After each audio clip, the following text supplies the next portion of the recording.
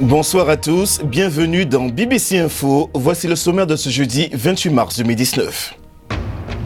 5 cas de choléra signalés au Mozambique 2 semaines après le passage du cyclone Idai. Selon les autorités, le risque d'épidémie est maximal. Le gouvernement kényan mobilise 20 millions de dollars pour lutter contre les effets de la sécheresse. Dans ce journal, extrait de l'interview que le président Kenyatta a accordée à la BBC. Et Boeing dévoile les modifications de son modèle 737 MAX. Objectif, rassurer les voyageurs et les autorités après 2 crashs qui ont fait des centaines de morts. Cela fait 2 semaines que le cyclone Idai a dévasté l'Afrique australe. Au Mozambique, près de 2 millions de personnes ont été touchées par les inondations. Le Programme alimentaire mondial des Nations Unies a déclaré que Idai a détruit 1 an de récolte dans la région. Les autorités craignent désormais une épidémie à grande échelle de choléra et de paludisme. Regardez ce reportage de Pierre-Antoine Denis. 2 semaines après le cyclone dévastateur, des gens qui ont tout perdu commencent à reconstruire leur vie brisée. Car bien que sains et saufs, ces hommes et ces femmes seront marqués à tout jamais. L'eau n'arrêtait pas d'arriver. Il y avait des manguiers, donc j'en ai escaladé un avec mon fils. Mais je suis tombée à l'eau et j'ai perdu mon bébé. J'ai essayé de le sauver, mais je ne l'ai pas trouvé. Je suis allée dans un endroit que je croyais sûr et maintenant il est parti. Je pense à lui tout le temps. La nourriture ici est rare. Une grande partie des récoltes vitales ont été détruites. L'aide internationale arrive au compte-gouttes, mais il en faut beaucoup plus. La vie de ces gens a été dévastée, ils n'ont plus rien, ils ont perdu leur maison, leur ferme, leur récolte et des êtres chers.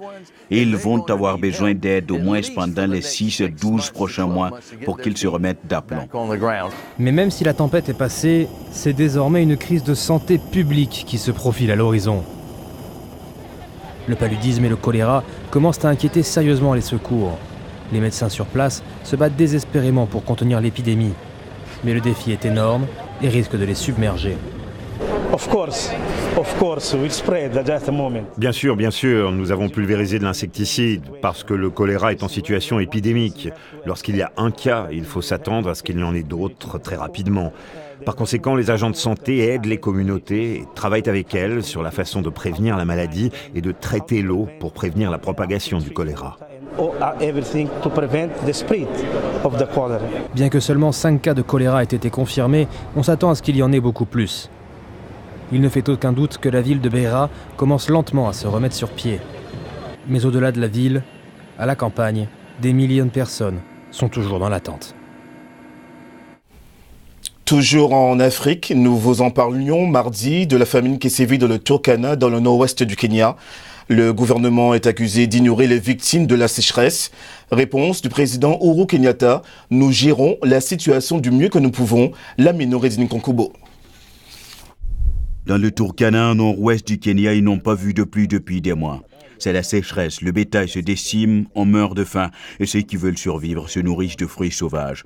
La situation a provoqué une indignation à travers le pays. Le gouvernement est accusé de mal gérer la crise, accusation que rejette le président Uhuru Kenyatta. Jusqu'ici, nous avons géré la situation du mieux que nous pouvons, dit le président. Nous sommes optimistes que nous viendrons à bout de la crise. Le Turkana, l'une des régions les plus sèches et sous-développées du Kenya, est régulièrement frappée par la famine et le président Kenyatta dit que son gouvernement travaille en faveur d'une solution durable.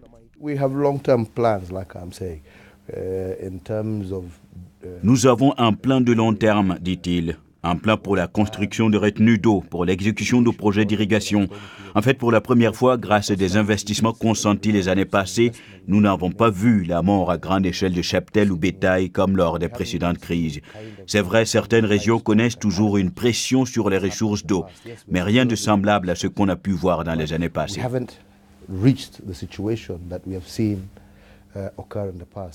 Uhuru Kenyatta reconnaît que des régions ont besoin de nourriture, mais il se veut rassurant.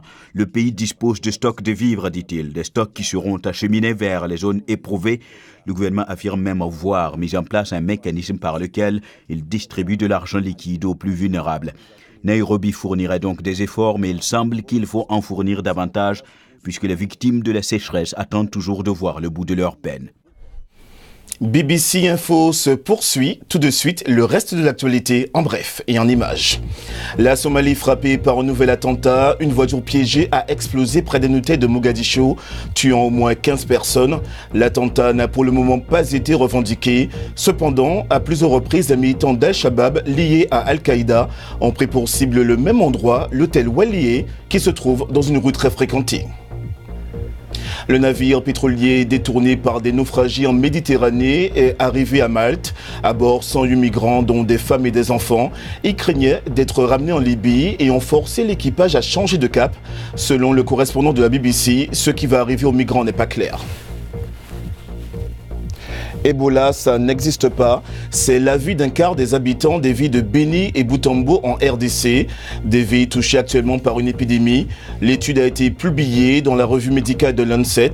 Elle confirme le peu de confiance de la population envers les autorités publiques.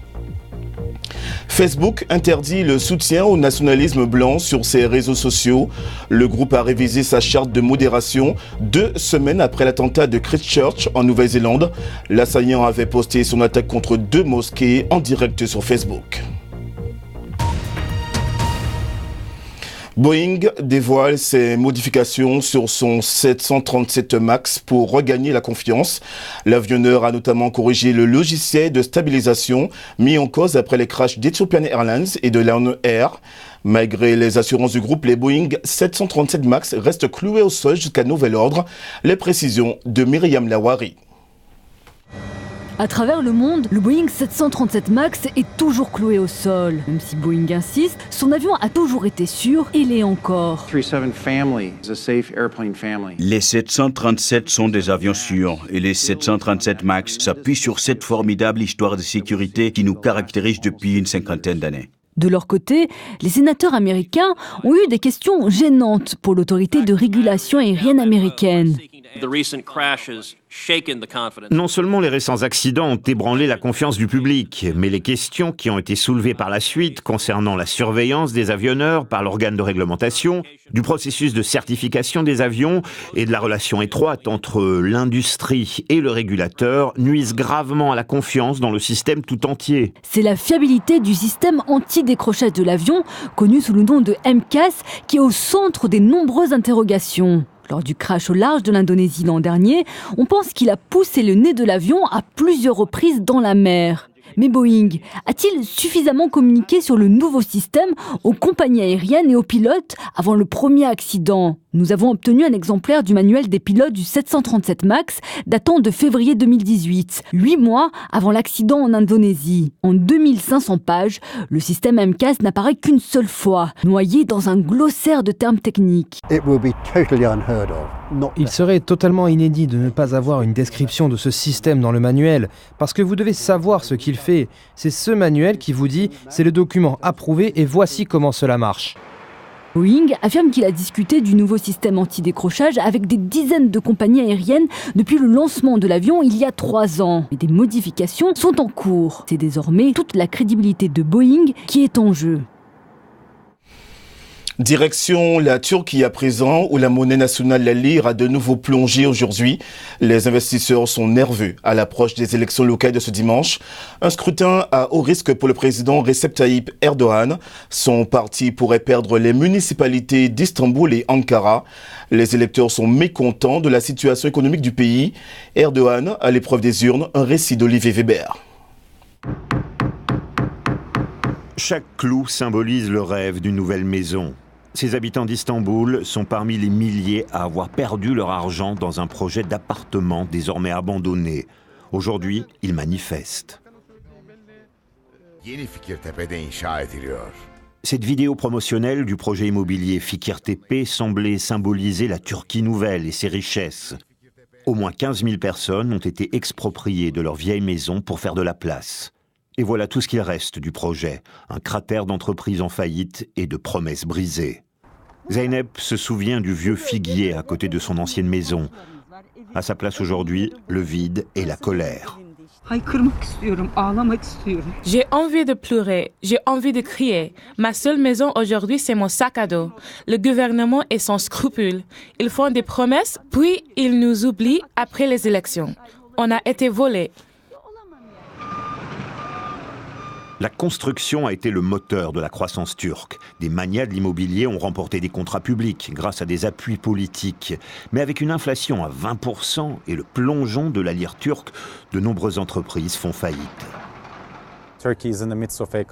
La Turquie traverse une crise économique. Au cœur de cette crise se trouve la dette extérieure qui s'est accumulée dans le secteur privé. Si cette question structurelle n'est pas réglée, on assistera à un grand nombre de faillites et une hausse du chômage. Pour combattre une hausse de 30% du prix des denrées alimentaires, le gouvernement vend des légumes directement aux consommateurs. Objectif, contourner les intermédiaires qualifiés de terroristes alimentaires par le président Erdogan. Certaines familles sont reconnaissantes, mais d'autres parlent de manœuvre électorale. J'ai voté pour le parti d'Erdogan avant, mais c'est fini parce que l'économie va mal. À contre-cœur, je vais apporter mon soutien cette fois-ci à l'opposition. L'économie a longtemps alimenté la popularité du président Erdogan. Cette crise économique le rend désormais vulnérable.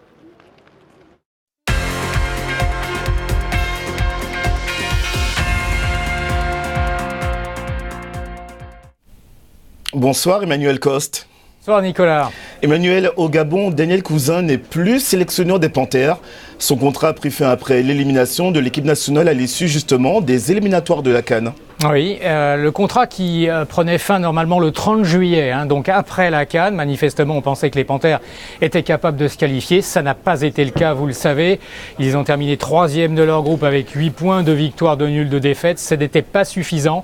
Et tout naturellement, disions, la mission de Daniel Cousin à la tête des Panthères est terminée. C'est ce qu'a confirmé hier d'ailleurs le ministre gabonais des Sports, qui a parlé aussi de dissolution de l'équipe nationale afin de repartir sur de nouvelles bases pour un nouveau projet. Daniel Cousin donc tire sa révérence, lui qui était arrivé à la tête des Panthères l'an passé. Daniel Cousin, je le rappelle, ancienne figure emblématique de l'équipe du Gabon de football, ancien sociétaire de Lens notamment et des Glasgow Rangers. Destin complètement différent en Angleterre pour Ole Gunnar Solskjaer, qui a été nommé, confirmé aujourd'hui, manager de Manchester United pour les 3 prochaines années. On se souvient que Solskjaer avait succédé à José Mourinho au mois de décembre dernier, après le limogeage de ce dernier. Et depuis, le technicien islandais a plutôt bien réussi, qu'on en juge. 14 victoires sur 19 matchs joués sous sa houlette. Manchester United est actuellement 5e au classement de la Premier League. Mais attention à la lutte avec Tottenham, Arsenal et Chelsea pour la conquête de la 3e place, qui signifierait bien sûr une place en Ligue des Champions la saison prochaine. D'ailleurs, dans 15 jours, Man United jouera contre le FC Barcelone. Nicolas, ce sera en quart de finale de cette C1.